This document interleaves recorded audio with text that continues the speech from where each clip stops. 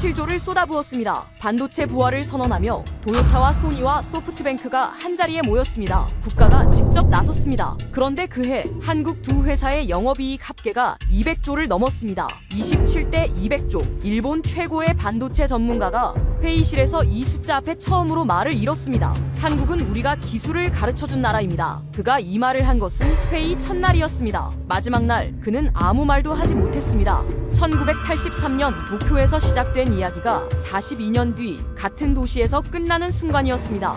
그 충격적인 전말을 지금 공개합니다. 구독과 좋아요를 눌러주시면 한국의 위상이 널리 알려집니다. 한국 화이팅이라고 댓글을 남겨주세요. 저는 야마다 케니치입니다. 일본 경제산업성 반도체 산업과에서 32년을 일한 관료입니다. 반도체 수출 허가부터 국가 투자 전략까지 일본 반도체 정책의 모든 결정이 제 책상 위를 지나갔습니다. 1980년대 일본 반도체가 세계를 장악하던 시절부터 지금 일본이 27조를 들여 반도체 부활을 꿈꾸는 이 순간까지 그 모든 영광과 굴욕을 가장 가까이서 지켜봐온 사람이 바로 저입니다. 저는 한국에 대해 아주 명확한 생각을 가지고 있었습니다. 삼성은 1980년대에 우리가 길을 열어준 회사였습니다.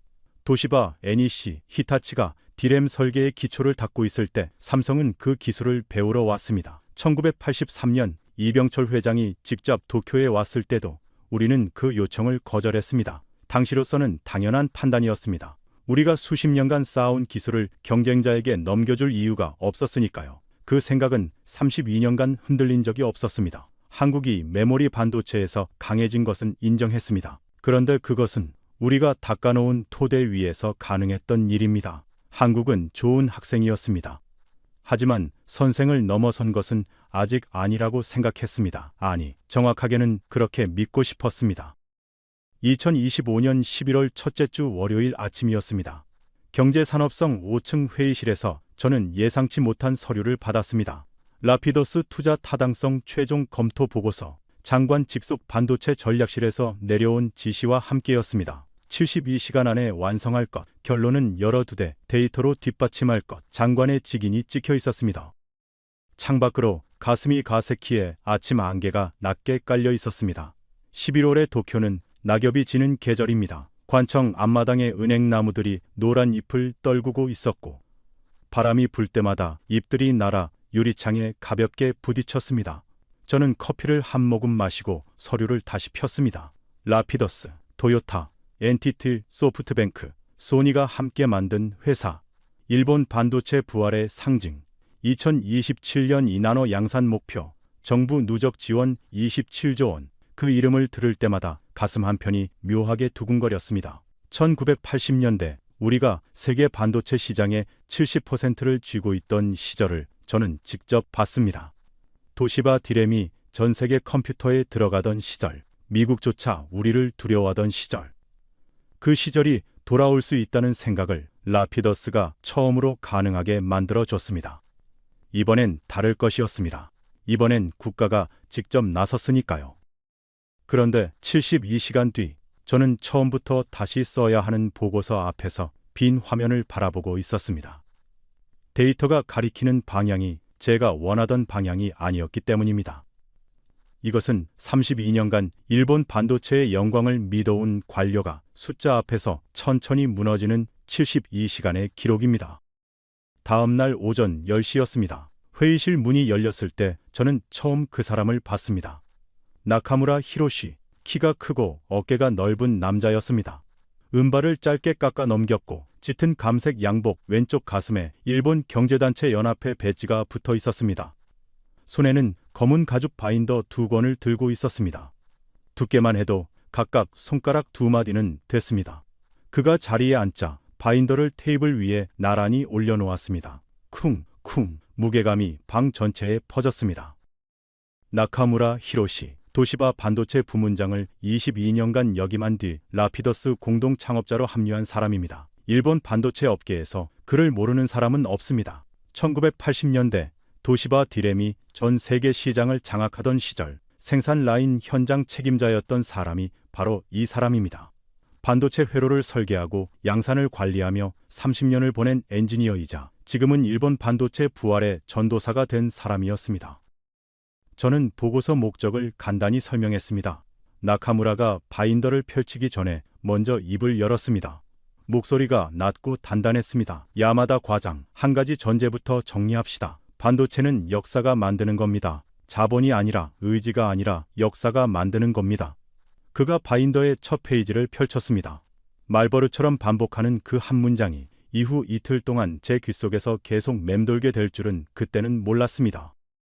1986년이었습니다. 바인더 첫 장에 숫자 하나가 크게 적혀 있었습니다.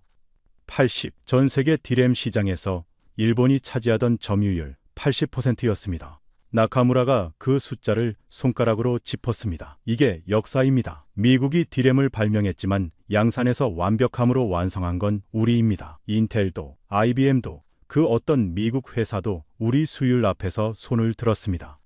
이 숫자가 만들어지기까지 우리가 얼마나 많은 시간을 쌓아왔는지 아십니까?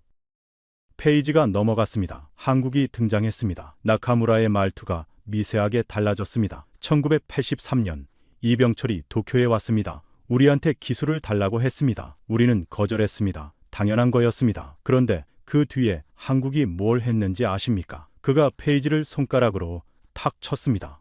우리가 가르쳐준 사람들한테서 배웠습니다. 우리 회사를 퇴직한 엔지니어들을 데려갔습니다. 우리 장비를 분해해서 공부했습니다. 한국 반도체의 출발점은 우리입니다. 우리가 씨앗을 뿌린 겁니다. 저는 그 말에 반박하지 않았습니다. 사실이었으니까요. 1980년대 삼성이 일본 기술자들을 고용했다는 것은 업계에서 공공연히 알려진 이야기였습니다. 나카무라의 논리는 흠잡을 데가 없었습니다. 그런데 가슴 한편에서 작은 목소리가 한번 울렸습니다. 그래서 지금은 어떻습니까? 저는 그 목소리를 애써 눌렀습니다. 보고서가 먼저였습니다. 두 번째 바인더가 펼쳐졌습니다. 라피더스였습니다. 투자금 27조 원, 참여기업 3줄게, IBM 2나노 원천 기술, 2027년 홋카이도 치토세 공장 양산 목표. 숫자들이 빼곡했습니다. 나카무라가 말했습니다. 이번에는 다릅니다. 1980년대엔 우리가 혼자 싸웠습니다. 이번엔 국가가 나섰습니다. 30개 기업이 함께 합니다. IBM의 기술을 가져왔습니다. 이 조합이 실패할 이유가 없습니다. 그가 바인더를 덮으며 말했습니다. 반도체는 역사가 만드는 겁니다. 그리고 역사는 우리 편입니다. 회의가 끝났습니다. 나카무라가 바인더를 가방에 넣고 일어섰습니다. 내일 추가 자료를 가져오겠습니다. 문이 닫혔습니다. 회의실이 조용해졌습니다. 저는 테이블 위에 펼쳐진 자료들을 한참 내려다봤습니다. 라피더스 투자 계획서, 일본 반도체 역사 자료, 나노 기술 로드맵. 어느 것 하나 빈틈이 없었습니다. 나카무라는 완벽하게 준비해왔습니다. 그리고 솔직히 말하면 저도 그 자리에서는 설득이 됐습니다. 그날 저녁 사무실에 혼자 남았습니다. 형광등이 윙하고 울리는 소리가 유난히 크게 들렸습니다. 책상 위에 커피가 차갑게 식어 있었습니다. 저는 보고서 초안을 열었습니다. 결론란의 커서가 깜빡이고 있었습니다. 손가락이 키보드 위에서 멈췄습니다. 나카무라의 말이 맞았습니다. 라피더스는 달랐습니다. 역대 최대 규모의 투자, 최고의 기업들, IBM의 기술, 이게 실패할 이유가 없었습니다. 그런데는 자료 폴더를 한 번 더 열었습니다. 결론을 쓰기 전에 항상 숫자를 한 번 더 확인하는 오랜 습관이었습니다. 한국어 관련 데이터가 눈에 들어왔습니다. 클겠습니다. 숫자들이 화면에 떴습니다. 잠시 멈췄습니다. 다시 봤습니다. 3번 봤습니다. 손끝이 차가워지는 것을 느꼈습니다. 내일 나카무라에게 반드시 물어봐야 할 것이 생겼습니다. 밤 11시가 넘어서야 사무실을 나왔습니다. 가슴이 가색히 거리는 이미 어둡고 조용했습니다. 찬 바람이 외투깃 사이로 파고들었습니다. 가로등 불빛 아래 은행나무 잎이 노랗게 빛나고 있었습니다. 저는 걸으면서 생각했습니다. 내일이 이 보고서의 진짜 시작이라는 것을. 다음 날 오전이었습니다. 나카무라가 어제와 같은 시간에 같은 자리에 앉았습니다. 바인더는 한 권만 들고 왔습니다. 어제보다 얇았지만 그의 자신감은 오히려 두텁게 느껴졌습니다. 커피 향이 아직 가시지 않은 회의실에서 저는 그가 바인더를 펼치기 전에 먼저 입을 열었습니다. 나카무라 씨, 어제 말씀하신 것에서 한 가지만 먼저 확인하고 싶습니다. 그가 눈썹을 살짝 올렸습니다. 예상하지 못한 표정이었습니다. 어제 1986년 80%를 말씀하셨습니다. 인상적인 숫자였습니다. 저는 노트북 화면을 그를 향해 돌렸습니다. 그렇다면 2025년 기준으로 일본의 메모리 반도체 세계 시장 점유율이 얼마인지 아십니까? 나카무라가 입을 열었습니다. 우리는 메모리에서 전략적으로 철수했습니다. 범용화된 분야입니다. 마진이 낮고 경쟁이 극심하죠. 우리는 부가가치가 높은 로직 반도체에 집중하기로 했습니다. 반도체는 역사가 만드는 겁니다. 그리고 우리의 역사는 아직 끝나지 않았습니다. 어제와 같은 문장이었습니다. 준비된 대답이라는 것이 느껴졌습니다. 저는 고개를 끄덕였습니다. 맞습니다. 전략적 선택이었다는 것은 이해합니다. 나카무라가 미소를 지었습니다. 그런데 나카무라 씨, 그 철수가 자발적이었습니까? 아니면 어쩔 수 없었습니까? 그의 미소가 0.3초 멈췄습니다. 저는 계속했습니다. 엘피다입니다. 일본 마지막 디램 메이커였습니다.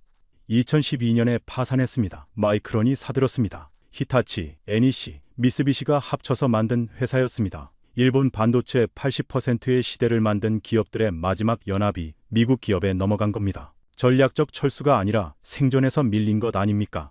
나카무라의 턱 근육이 미세하게 움직였습니다. 볼펜을 집어들었습니다. 나카무라가 각도를 바꿨습니다. 메모리는 과거입니다. HBM도 결국 메모리입니다. 우리는 미래를 봅니다. AI 시대의 핵심은 데이터를 처리하는 로직 반도체입니다. 그게 라피더스가 노리는 시장입니다. 날카로운 반격이었습니다. 저도 순간 고개를 끄덕일 뻔했습니다. 그런데 오카모토가 어제 넘긴 파일 속 숫자가 눈앞에 어른거렸습니다.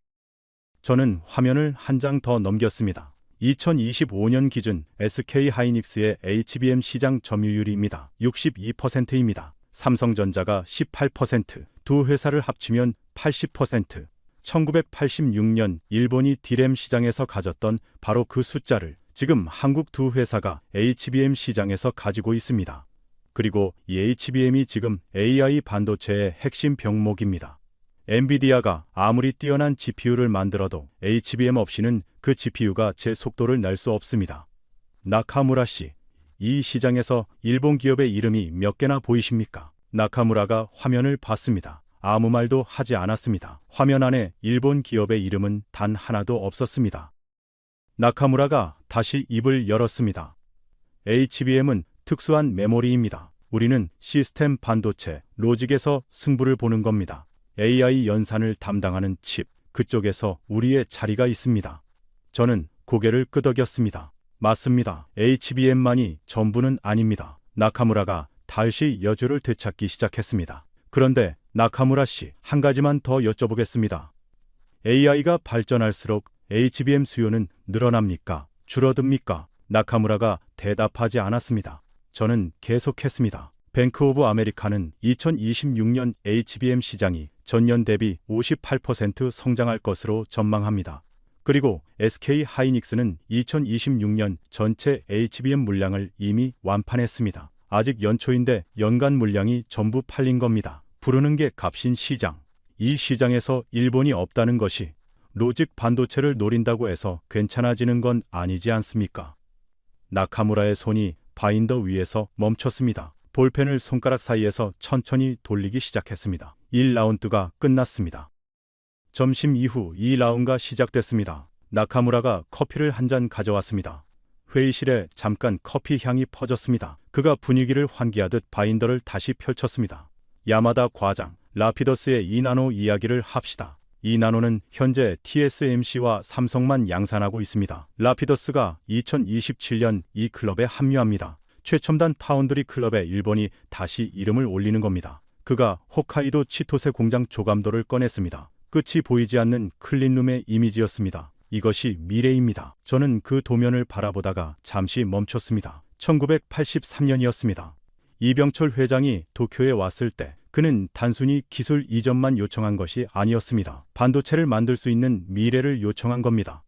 나카무라 씨, 잠깐 다른 이야기를 해도 되겠습니까? 그가 도면에서 눈을 들었습니다. 뭔가를 경계하는 눈빛이었습니다. 이병철 회장이 기술 이전을 거절당하고 귀국하면서 남긴 말이 기록에 있습니다. 없으면 만들면 됩니다. 저는 서류에서 그 문장을 찾아 읽었습니다. 나카무라가 아무 말도 하지 않았습니다. 저는 계속했습니다. 삼성은 그 뒤 6개월 만에 64킬로비트 D램을 독자 개발했습니다. 기술 이전 없이. 그리고 1992년에는 세계 최초로 64메가비트 D램 개발에 성공했습니다. 우리를 앞지른 겁니다. 그때 그 개발팀의 평균 연령이 30살이었다고 기록에 나와 있습니다. 나카무라 씨, 그 속도가 가능했던 이유가 무엇이라고 생각하십니까? 나카무라가 볼펜을 내려놓았습니다. 우리가 거절한 것이 그들을 더 강하게 만든 측면이 있다는 건 부정하지 않겠습니다. 하지만 그건 40년 전 이야기입니다. 지금은 다릅니다. 라피더스는 IBM의 기술을 가져왔습니다. 독자 개발이 아니라 협력으로 가는 겁니다. 시대가 다릅니다. 그의 목소리는 여전히 단단했지만 볼펜을 내려온 손이 테이블 위에 그냥 얹혀 있었습니다. 주먹을 쥐지도 바인더를 넘기지도 않은 채. 저는 고개를 끄덕였습니다. 맞습니다. IBM과의 협력은 분명히 강점입니다. 나카무라가 다시 여유를 찾기 시작했습니다. 그때 회의실 문이 조용히 열렸습니다. 오카모토였습니다. 보고서 데이터 분석을 맡긴 막내 연구원이었습니다. 그가 얇은 파일 하나를 제 앞에 살짝 내려놓고 나갔습니다. 파일 위에 작은 메모가 붙어 있었습니다. 과장님, 이거 보셔야 할 것 같습니다. 저는 파일을 열었습니다. 그리고 잠시 말을 잇지 못했습니다. 숫자 2개가 적혀 있었습니다. 삼성, SK 하이닉스 합산 2026년 영업이익 전망치 200조 원. 그 옆에 빨간 펜으로 적힌 숫자, 라피더스 정부 농부 누적 지원 총액 27조 원. 오카모토가 메모 아래에 한 줄을 더 써놨습니다. 한국 두 회사의 영업이익이 일본의 총 투자액보다 7배 많습니다. 저는 파일을 덮었습니다. 나카무라가 저를 바라봤습니다. 무슨 자료입니까? 저는 잠시 생각했습니다. 아직 때가 아니었습니다. 이거 먼저 보시죠. 저는 노트북을 다시 열었습니다. 진짜 무서운 숫자는 이제부터였습니다. 저는 파일을 펼쳐 테이블 위에 밀었습니다. 나카무라가 내려다봤습니다. 숫자 2개가 나란히 적혀 있었습니다. 삼성전자, SK 하이닉스 합산 2026년 영업이익 전망치 200조 원, 라피더스 정부 누적 지원 총액 27조 원. 나카무라가 숫자를 보고 있었습니다. 5초가 지났습니다. 그가 고개를 들었습니다. 야마다 과장, 이건 비교 대상이 다릅니다. 투자액과 영업이익은 전혀 다른 개념입니다. 라피더스의 27조는 미래를 위한 씨앗이고 한국의 200조는 과거 투자의 결실입니다. 저는 고개를 끄덕였습니다. 맞습니다. 투자와 이익은 다른 개념입니다.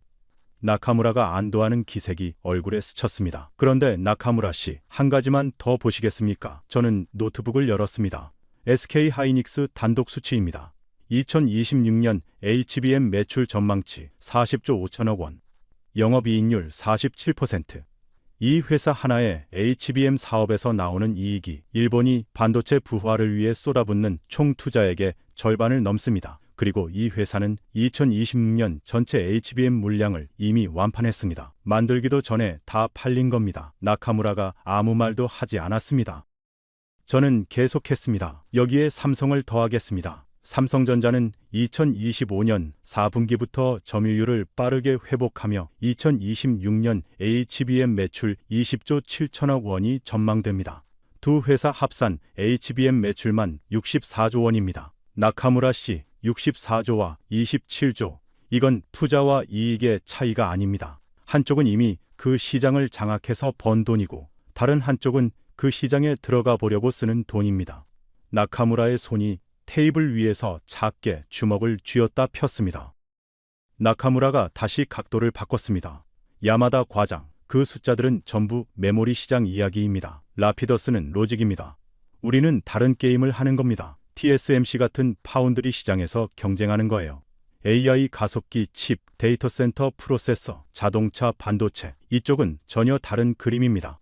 그가 바인더에서 새 페이지를 펼쳤습니다. 글로벌 파운드리 시장 규모 2027년 1,500달러 전망. 여기서 10%만 가져와도 150억 달러입니다. 우리의 목표는 여기입니다. 저는 화면을 봤습니다. 그리고 말했습니다.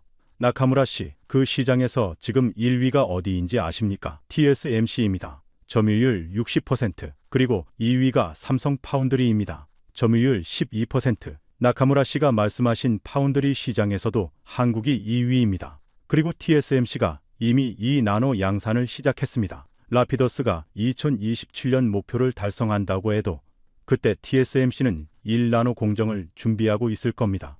격차는 좁혀지는 게 아니라 유지되는 겁니다. 나카무라가 바인더를 덮었습니다. 덮는다기보다 눌렀다는 표현이 맞았습니다. 손에 힘이 들어가 있었습니다.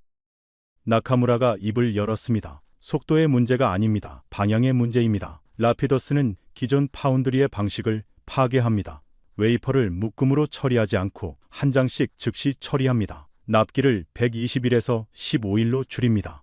개발 속도가 핵심인 AI 칩 시장에서 이게 얼마나 강력한 모기인지 아십니까? 그의 목소리에 힘이 실렸습니다. 기술 이야기로 넘어오자 확신이 돌아왔습니다. 저는 고개를 끄덕였습니다. 맞습니다. 싱글 웨이퍼 방식은 혁신적입니다. 납기 단축도 분명히 강점입니다. 나카무라의 입꼬리가 살짝 올라갔습니다. 그런데 나카무라 씨, 그 납기 단축이 실현되려면 고객사가 먼저 있어야 합니다. 그 고객사를 확보하려면 제품이 시장에서 검증돼야 합니다. 제품이 검증되려면 양산 경험이 있어야 하고요. 라피더스가 2027년에 양산을 시작한다고 했을 때 첫 고객사가 어디인지 확정됐습니까? 나카무라가 입술을 한번 가볍게 깨물었습니다. 협의 중인 곳들이 있습니다. 협의 중. 저는 그 두 글자를 천천히 되짚었습니다. 확정이 아니라 협의 중이라는 뜻이었습니다. 저는 화면에서 숫자 하나를 더 꺼냈습니다. 야마다 과장, 이걸 보시죠. 저는 모니터를 돌렸습니다. 엔비디아의 HBM 조달 현황입니다. SK하이닉스가 엔비디아 HBM 물량의 70%를 공급하고 있습니다. 나머지 30%가 삼성과 마이크론입니다. 전 세계 AI 반도체 시장의 심장부인 엔비디아가 한국 두 회사를 중심으로 돌아가고 있습니다. 그리고 SK하이닉스 CEO가 최근 공개석상에서 이렇게 말했습니다. 향후 3년 동안 고객들이 요청하는 HBM 수요가 이미 당사 공급 역량을 훨씬 상회하는 수준입니다. 팔고 싶어도 더 못 파는 상황입니다. 나카무라 씨, 이런 시장을 일본이 메모리에서 전략적으로 철수했기 때문에 포기한 겁니다. 나카무라가 대답하지 않았습니다. 회의실에 처음으로 완전한 침묵이 흘렀습니다.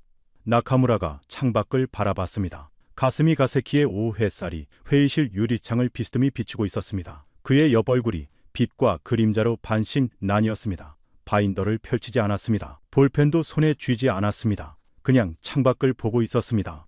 이틀 동안 한 번도 말을 멈춘 적 없던 사람이 처음으로 침묵하고 있었습니다. 저는 기다렸습니다. 억지로 말을 채우지 않았습니다. 15초쯤 지났을 때 나카무라가 입을 열었습니다.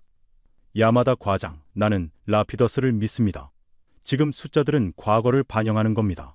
반도체는 한번 방향이 바뀌면 빠르게 뒤집히는 산업입니다. 한국이 30년 만에 일본을 앞선 것처럼 일본도 반드시 다시 올라올 수 있습니다. 그의 목소리에는 설득이 아니라 믿음이 담겨 있었습니다. 데이터를 반박하는 목소리가 아니라 데이터에 질 수 없다는 의지의 목소리였습니다. 저는 그 말을 듣고 잠시 아무 말도 하지 않았습니다. 나카무라의 믿음이 틀렸다고 말할 수 없었습니다. 한국이 실제로 그렇게 해냈으니까요. 하지만 그 믿음만으로는 200조와 27조의 간격을 설명할 수 없었습니다. 저는 노트북을 닫았습니다. 아직 꺼내지 않은 카드가 2장 더 있었습니다. 그리고 그게 진짜 무서운 이야기였습니다. 3일째 아침이었습니다. 72시간 카운트다운의 마지막 날이었습니다. 나카무라가 들어왔을 때 저는 이미 2시간 전에 출근해서 화면을 들여다보고 있었습니다. 오카모토가 새벽에 보낸 추가 자료들이었습니다. 나카무라가 자리에 앉으며 저를 봤습니다. 어제와 달리 바인더를 꺼내지 않았습니다. 그냥 두 손을 테이블 위에 모으고 앉아 있었습니다. 먼저 시작하십시오. 그가 말했습니다. 어제보다 목소리가 낮아져 있었습니다. 저는 노트북을 열었습니다. 나카무라 씨, 오늘은 시나리오 하나를 같이 생각해보고 싶습니다. 라피더스가 2027년 양산 목표를 달성하지 못한다고 가정해봅시다. 나카무라가 눈썹을 올렸습니다. 달성하지 못할 이유가 없습니다. 저는 고개를 끄덕였습니다. 물론입니다. 그런데 반도체 개발에서 일정 지연은 예외가 아니라 상수입니다.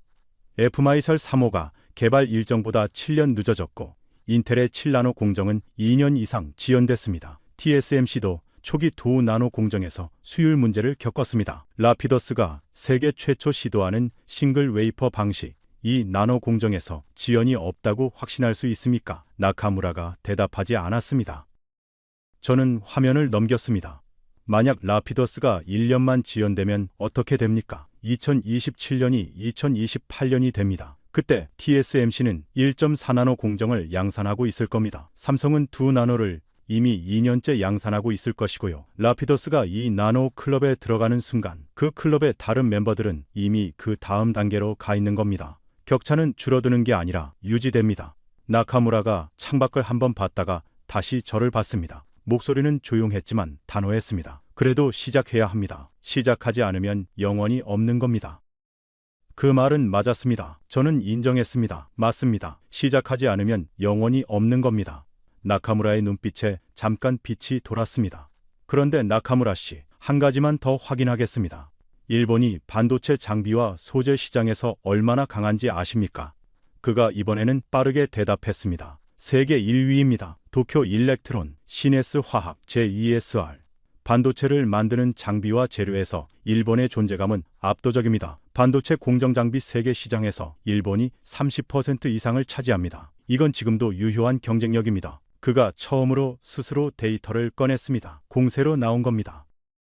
저는 고개를 끄덕였습니다. 맞습니다. 장비와 소재에서 일본은 여전히 세계 최강입니다. 그건 반론의 여지가 없습니다. 나카무라가 어깨를 폈습니다. 그런데 나카무라 씨, 질문 하나를 드리겠습니다. 반도체 장비를 파는 나라와 반도체 칩을만 만드는 나라 중에서 AI 시대의 진짜 권력은 어느 쪽입니까? 나카무라의 어깨가 멈췄습니다. 저는 계속했습니다. 삽을 파는 사람과 그 삽으로 금을 캐는 사람입니다. 골드러시 때 가장 돈을 많이 번 사람이 삽 장수였다는 말이 있습니다. 하지만 그 말은 금을 캐는 사람이 없으면 삽도 팔리지 않는다는 전제 위에서만 성립합니다. AI 칩 생산 자체가 한국과 대만에 집중돼 있는 지금 일본의 장비 산업도 결국 그 두 나라의 생산량에 종속됩니다. 이건 힘의 구조 문제입니다. 나카무라의 두 손이 테이블 위에서 작게 깍지를 꼈습니다. 나카무라가 다시 입을 열었습니다. 야마다 과장, 당신은 지금 일본이 완전히 뒤처졌다는 결론을 내리고 싶은 겁니까? 그의 목소리에 처음으로 날이 서 있었습니다. 저는 고개를 저었습니다. 아닙니다. 저는 보고서를 제대로 쓰고 싶은 겁니다. 그가 잠시 저를 바라봤습니다. 그리고 어조를 낮췄습니다. 그렇다면 이것도 봐주십시오. 나카무라가 스마트폰을 꺼냈습니다. 처음이었습니다. 이틀 동안 스마트폰을 한 번도 꺼내지 않은 사람이었습니다. 그가 화면을 저쪽으로 내밀었습니다. 일본 정부 발표 자료였습니다. 2026년 반도체 예산 1조 2390억 엔, 전년 대비 1.5배. 정부가 직접 라피더스 최대 주주가 됐습니다. 이건 단순한 기업 투자가 아닙니다. 국가 생존의 문제로 보고 움직이는 겁니다. 저는 화면을 봤습니다. 그리고 다시 노트북을 열었습니다. 나카무라 씨, 그 숫자를 이걸로 바꿔놓고 봐도 될까요? 저는 화면을 그쪽으로 돌렸습니다. 엔비디아의 2026년 HBM 조달 계획입니다. SK하이닉스와 삼성에 발주한 선주문 규모입니다. 한 해에만 수십조 원 규모입니다. 엔비디아의 차세대 플랫폼 루빈이 내년 출하됩니다. 거기 들어가는 HBM4는 SK하이닉스가 70%를 공급합니다. 나카무라 씨, 일본이 반도체 부활을 위해 1년에 쏟는 돈을 한국 한 회사가 하나의 고객사에서 벌어들이는 구조입니다. 이게 지금의 현실입니다. 나카무라가 스마트폰을 내려놓았습니다. 소리 없이 조용하게. 저는 멈추지 않았습니다. 도미노를 보여드리겠습니다. 1단계입니다. 라피더스가 양산을 시작하면 고객사를 확보해야 합니다. 고객사를 확보하려면 TSMC, 삼성보다 나은 조건을 제시해야 합니다. 가격이든 납기든 기술이든. 2단계. 고객사가 라피더스를 선택하려면 라피더스의 공정이 충분히 검증돼야 합니다. 검증에는 시간이 걸립니다. 첫 양산 후 최소 2년은 봐야 합니다. 3단계. 그 2년 사이에 TSMC와 삼성은 다음 세대로 넘어갑니다. 라피더스가 따라잡는 순간 선두는 또 앞에 있습니다. 나카무라 씨, 이 도미노를 끊으려면 뭔가 구조적으로 다른 것이 있어야 합니다. 싱글 웨이퍼 방식만으로는 이 구조를 깰 수 없습니다. 나카무라가 오랫동안 아무 말도 하지 않았습니다. 10초가 지났습니다. 15초. 이틀 동안 단 한 번도 이렇게 긴 침묵이 없었습니다. 나카무라가 천천히 깍지를 풀었습니다. 그리고 바인더를 열지 않은 채 조용히 말했습니다. 야마다 과장, 당신은 처음부터 이 결론을 내릴 생각이었습니까? 저는 고개를 저었습니다. 아닙니다. 저도 라피더스가 되길 바랐습니다. 나카무라가 저를 봤습니다. 그 눈빛이 어제와 달랐습니다. 공격하는 눈이 아니라 뭔가를 묻는 눈이었습니다. 그러면 왜 이렇게 됐습니까? 저는 잠시 생각했습니다. 그리고 솔직하게 말했습니다. 숫자가 이렇게 말하고 있기 때문입니다. 나카무라가 고개를 한번 끄덕이고 창밖을 봤습니다. 그리고 더 이상 말을 하지 않았습니다. 저는 노트북을 닫으려다 멈췄습니다. 아직 하나가 남아 있었습니다. 가장 꺼내기 어려운 것. 나카무라가 이틀 동안 단 한 번도 언급하지 않은 이야기. 저는 오카모토가 아침에 건네준 파일 중에서 마지막 봉투를 꺼냈습니다. 나카무라 씨, 한 가지만 더 보시겠습니까? 그가 천천히 저를 돌아봤습니다. 이게 끝입니까? 저는 고개를 저었습니다. 이게 시작입니다. 봉투는 오래된 것이었습니다. 모서리가 누렇게 발해 있었습니다. 오카모토가 새벽에 건넬 때 이 자료는 당사 문서고에 보관된 1983년 외교통상부 비공개 파일에서 복사한 겁니다. 라고 작게 메모해 뒀습니다. 저는 봉투를 조심스럽게 열었습니다. 안에는 복사된 문서 몇 장과 흑백 사진 한 장이 들어 있었습니다. 저는 사진을 꺼내 테이블 위에 놓았습니다. 1983년 2월 도쿄. 한 남자가 건물 앞에 서 있었습니다. 코트를 입고 있었고 뒤로는 일본어 간판이 보였습니다. 사진 아래에 작은 글씨로 적혀 있었습니다. 이병철 삼성회장 도쿄 방문 당일. 나카무라가 사진을 내려다봤습니다. 그의 얼굴에서 표정을 읽기 어려웠습니다. 저는 말했습니다. 이 사진이 찍힌 날 이병철 회장은 일본의 반도체 회사들을 돌아다니며 기술 이전을 요청했습니다. 나카무라가 아무 말도 하지 않았습니다. 거절당했습니다. 도시바도, NEC도, 히타치도 전부 거절했습니다. 당시 일본 반도체 업계의 입장에서는 당연한 결정이었겠죠. 우리가 수십 년간 쌓아온 기술을 경쟁자에게 줄 이유가 없었으니까요. 저는 나카무라를 바라봤습니다. 나카무라 씨, 그 거절 중에 당신이 몸담았던 도시바도 있었습니까? 나카무라가 천천히 눈을 내렸습니다. 저는 계속했습니다. 이병철 회장은 그날 저녁 도쿄에서 귀국 비행기를 탔습니다. 비행기 안에서 수첩에 한 문장을 적었다고 기록에 나와 있습니다. 없으면 만들면 된다. 저는 잠시 말을 멈췄습니다. 회의실이 조용했습니다. 에어컨 바람 소리만 낮게 울렸습니다. 나카무라가 사진에서 눈을 떼지 않았습니다. 없으면 만들면 된다. 4글자였습니다. 보고서도 아니었고 선언문도 아니었습니다. 혼자 적은 메모였습니다. 그런데 그 4글자가 지금의 모든 것을 만들었습니다. 귀국한 이병철 회장은 1983년 3월 삼성 반도체 사업 진출을 공식 선언했습니다. 그때 일본 업계의 반응을 오카모토가 자료에서 찾아왔습니다. 저는 문서를 펼쳤습니다. 당시 일본 경제지 니케이 산업신문의 단신 기사였습니다. 삼성의 반도체 진출 선언에 대해 일본 반도체 업계 관계자는 무리한 도전이라고 평가했다. 저는 기사를 읽고 나카무라를 봤습니다. 그가 아직 사진을 보고 있었습니다. 그로부터 6개월 뒤였습니다. 1983년 12월 삼성이 64킬로비트 D램 개발에 성공했습니다. 독자 개발이었습니다. 개발팀 평균 나이는 30살이었고 그중 반도체를 전공한 사람은 손에 꼽을 정도였습니다. 저는 오카모토가 찾아온 자료에서 그 팀 중 한 명의 기록을 꺼냈습니다. 당시 개발에 참여했던 연구원의 승무원의 수기였습니다. 저는 소리내어 읽었습니다. 우리에게는 교과서가 없었다. 일본이 주지 않았으니까. 그래서 우리가 교과서를 만들었다. 밤새 실험하고 실패하고 다시 했다. 왜 하냐고 묻는 사람이 있었다. 그러면 나는 이렇게 대답했다. 우리 아이들 세대에는 이 기술이 있어야 하니까. 저는 읽다가 멈췄습니다. 목이 메었습니다. 32년간 정책 보고서를 쓰면서 이런 느낌을 받아본 적이 없었습니다. 저는 물을 한 모금 마시고 계속했습니다. 그 팀은 1992년에 세계 최초로 64메가비트 D램을 개발했습니다. 일본이 거절한 그날로부터 9년이 걸렸습니다. 그리고 그 순간부터 반도체 시장의 주인이 바뀌기 시작했습니다. 나카무라가 처음으로 눈을 감았습니다. 잠시 동안이었지만 저는 그 순간을 놓치지 않았습니다. 나카무라 씨, 저는 묻고 싶었습니다. 1983년 도쿄에서 거절했을 때 일본이 예상한 최악의 시나리오가 무엇이었습니까? 한국이 기술을 개발해서 경쟁자가 될 것, 그 정도였겠죠. 그런데 실제로 벌어진 일은 그것보다 훨씬 컸습니다. 한국이 일본을 앞질렀을 뿐 아니라 그 과정에서 절대로 포기하지 않는 방법을 배웠습니다. 거절이 그들을 더 강하게 만들었습니다. 나카무라의 어깨가 미세하게 처졌습니다. 처음이었습니다. 이틀 동안 한 번도 흐트러지지 않았던 그의 자세가 처음으로 조금 무너졌습니다. 저는 사진을 다시 봤습니다. 1983년 2월에 이병철 회장. 코트를 입고 도쿄 거리에 서 있는 사람. 그는 그날 빈손으로 돌아갔습니다. 하지만 수첩에 4글자를 적어서 돌아갔습니다. 없으면 만들면 된다. 그 4글자가 지금 이 회의실의 현실을 만들었습니다. 200조와 27조라는 숫자를.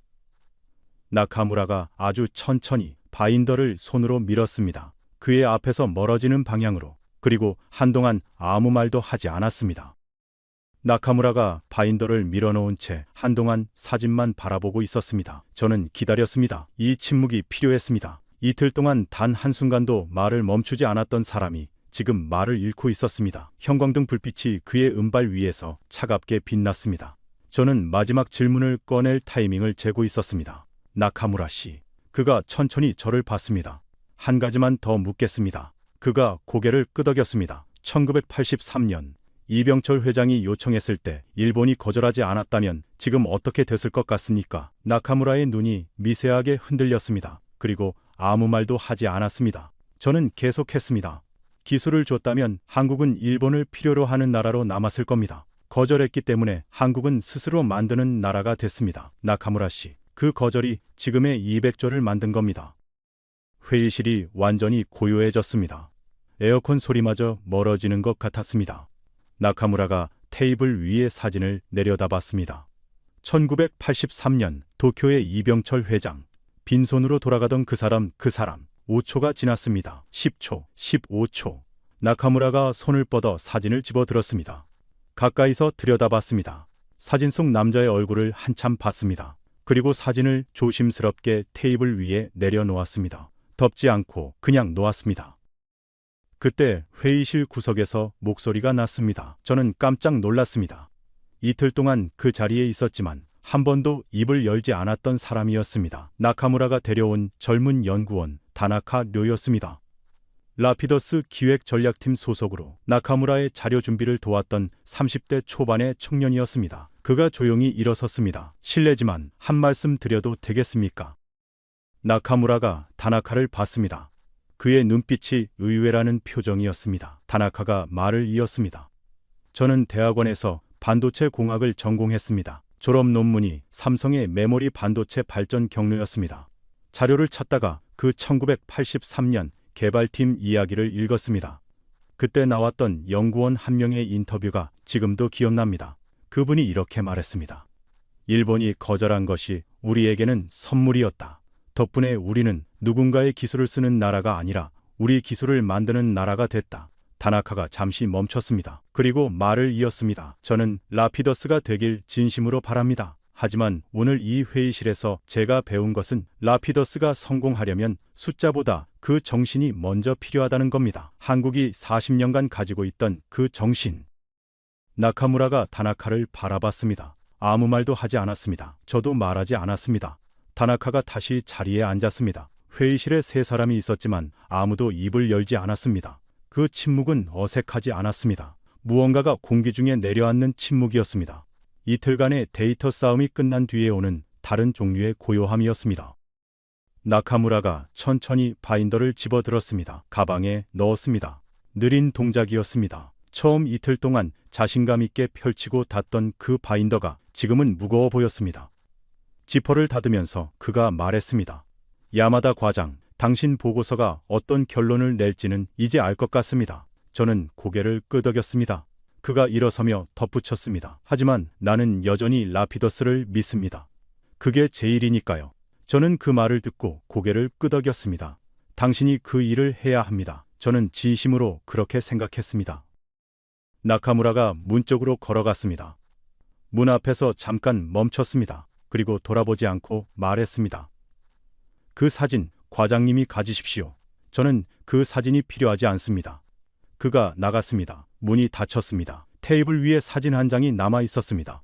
1983년 도쿄의 이병철 회장. 다나카가 조용히 가방을 챙겨 나갔습니다. 나가면서 작게 인사를 했습니다. 수고하셨습니다. 저도 고개를 숙였습니다. 회의실에 혼자 남았습니다. 저는 한동안 그냥 앉아 있었습니다. 형광등이 윈하고 울렸습니다. 창밖으로 가슴이 가세키에 오후 빛이 기울어지고 있었습니다. 저는 노트북을 열었습니다. 보고서 결론란이 비어 있었습니다. 커서가 깜빡이고 있었습니다. 72시간이 거의 다 됐습니다. 저는 사진을 집어들었습니다. 1983년 2월 빈손으로 돌아가는 사랑. 그리고 비행기 안에서 수첩에 4글자를 적은 사랑. 없으면 만들면 된다. 사진을 책상 한쪽에 세워뒀습니다. 그리고 타이핑을 시작했습니다. 결론 1안에 처음으로 글자가 채워지기 시작했습니다. 저는 이렇게 썼습니다. 라피더스는 일본 반도체 부활의 의지를 상징한다. 그 의지는 진심이고 그 투자는 실제한다. 하지만 의지와 숫자 사이의 거리를 좁히려면 하나가 더 필요하다. 거절당했을 때 더 강해지는 능력. 한국은 그것을 40년간 증명했다. 일본이 그것을 증명할 시간이 아직 남아있는지 이 보고서는 그 질문을 던진다. 엔터를 눌렀습니다. 손끝이 미세하게 떨렸습니다. 하지만 멈추지 않았습니다. 보고서를 저장했습니다. 오후 4시 47분이었습니다. 72시간 카운트다운이 끝나기 13분 전이었습니다. 저는 프린터에서 뽑아 나온 따뜻한 종이를 손에 들었습니다. 32년간 수백 개의 보고서를 썼지만 이 보고서를 들고 있는 느낌은 달랐습니다. 가벼웠습니다. 종이의 무게가 아니라 결론을 내려내고 난 뒤의 가벼움이었습니다. 저는 서류 봉투에 넣고 5층 복도를 걸었습니다. 반도체 전략실장실은 창가 쪽에 있었습니다. 문을 두드렸습니다. 들어오세요. 실장이 안경 너머로 저를 봤습니다. 다 됐습니까? 저는 봉투를 내밀었습니다. 실장이 봉투를 열어 첫 페이지를 훑었습니다. 그리고 결론란에서 잠시 멈췄습니다. 5초, 10초. 그가 고개를 들었습니다. 야마다 과장, 이 결론은 장관이 원하는 방향이 아닐 수 있습니다. 저는 고개를 끄덕였습니다. 알고 있습니다. 그러면 왜 이렇게 썼습니까? 저는 잠시 생각했습니다. 데이터가 이렇게 말하고 있기 때문입니다. 실장이 보고서를 덮었습니다. 알겠습니다. 검토하겠습니다. 그게 전부였습니다. 저는 인사를 하고 방을 나왔습니다. 복도에 오카모토가 서 있었습니다. 기다리고 있었던 것 같았습니다. 어떻게 됐습니까? 저는 어깨를 한번 으쓱했습니다. 검토한다고 하더군. 오카모토가 작게 웃었습니다. 과장님, 솔직히 여쭤봐도 됩니까? 제가 가져다 드린 자료들 중에 어떤 것이 제일 힘들었습니까? 저는 잠시 생각했습니다. 1983년 사진이요. 오카모토가 고개를 끄덕였습니다. 저도 그 사진을 찾을 때 한참 멈췄습니다. 그러더니 조용히 말했습니다. 과장님, 저는 라피더스가 성공하길 바랍니다. 그런데 이 보고서가 오히려 라피더스에 도움이 될 것 같습니다. 저는 그 말의 뜻을 생각하며 엘리베이터 버튼을 눌렀습니다. 1층에서 문이 열렸을 때 오카모토가 뒤에서 작게 말했습니다. 수고하셨습니다. 건물 밖으로 나왔습니다. 12월의 도쿄 저녁이었습니다. 태양이 서쪽 빌딩들 사이로 가라앉고 있었습니다. 주황빛이 가스미가세키 거리 위로 길게 퍼졌습니다. 차들이 늘어선 도로 위로 빛이 반사되며 흔들렸습니다. 저는 외투를 여미고 걸었습니다. 특별히 어딘가를 향하지 않았습니다. 그냥 걸었습니다. 72시간 동안 앉아 있었던 몸이 걷는 것을 원했습니다. 은행나무 잎이 바람에 흩어지고 있었습니다. 노란 잎들이 가로등 불빛 아래서 빛났다가 어두운 곳으로 사라졌습니다. 저는 그것을 보면서 나카무라를 생각했습니다. 그 사람은 지금 어디서 무엇을 하고 있을까요? 아마 사무실로 돌아갔을 겁니다. 라피더스를 위한 다음 보고서를 준비하겠죠. 그것이 그의 일이고 그것이 그의 믿음이니까요. 저는 그를 탓할 수 없었습니다. 믿음은 틀린 것이 아닙니다. 타이밍과 방법이 문제일 뿐입니다. 걸으면서 생각했습니다. 나카무라는 이틀 동안 반도체는 역사가 만드는 겁니다. 라는 말을 반복했습니다. 그 말이 틀리지 않았습니다. 그런데 저는 이 72시간 동안 다른 것을 배웠습니다. 역사는 만들어지는 것이 아니라 버티는 것이라는 사실을요. 일본이 1986년에 80%를 가졌을 때 그 숫자는 순식간에 만들어진 게 아니었습니다. 수십 년을 버텨서 쌓인 것이었습니다. 그리고 한국이 지금 80%를 가지고 있는 것도 1983년 거절당한 뒤 40년을 버텨서 쌓인 것이었습니다. 역사는 버티는 자의 것이었습니다. 지하철 히비야역 앞에 도착했습니다. 저는 계단을 내려가지 않고 근처 벤치에 앉았습니다. 가방에서 1983년 사진을 꺼냈습니다. 나카무라가 두고 간 것이었습니다. 흑백 사진 속 이병철 회장이 도쿄 거리에 서 있었습니다. 빈손이었습니다. 그 손이 이후 40년간 무엇을 만들었는지 그는 그나 알지 못했겠죠. 저는 그 사진을 한참 들여다봤습니다. 그리고 생각했습니다. 이 사람은 거절당했습니다. 그런데 그 거절이 선물이 됐습니다. 이 사람이 거절당하지 않았다면 한국은 일본의 기술을 쓰는 나라로 남았을 겁니다. 거절당했기 때문에 자기 기술을 만드는 나라가 됐습니다. 저는 사진을 다시 가방에 넣었습니다. 주머니에서 스마트폰을 꺼냈습니다. SK 하이닉스 주가를 검색했습니다. 숫자가 나왔습니다. 저는 그 숫자를 보면서 생각했습니다. 이 숫자는 1983년 도쿄의 거절에서 시작됐습니다. 거절당한 네 글자, 없으면 만들면 된다에서 시작됐습니다. 그리고 밤새 실험하고 실패하고 다시 했던 30살 개발팀에서 시작됐습니다. 교과서를 직접 써가며 배운 사람들에게서 시작됐습니다. 화면을 껐습니다. 저녁바람이 차가워졌습니다. 다음 날 아침 실장에게서 연락이 왔습니다. 보고서를 장관께 올렸습니다. 반응이 좋지 않을 수도 있습니다. 하지만 데이터는 반박하기 어렵다는 말씀이 있었습니다. 저는 전화를 끊고 창밖을 봤습니다. 도쿄의 아침이 밝아 있었습니다. 은행나무는 어젯밤 바람에 잎을 더 많이 떨궜고 가지가 앙상해져 있었습니다. 그런데 그 앙상한 가지가 아침 햇살을 받아 나름의 아름다움이 있었습니다. 다 떨어진 뒤에 보이는 것들이 있습니다. 저는 그 가지를 보면서 라피더스를 생각했습니다. 그리고 한국을 생각했습니다. 저는 32년간 이 업계에 있었습니다. 일본 반도체의 영광을 받고 쇠락을 봤습니다. 그리고 지금 부활을 위한 몸부림을 보고 있습니다. 라피더스가 성공할 수 있을까요? 모릅니다. 반도체는 나카무라의 말처럼 역사가 만드는 산업입니다.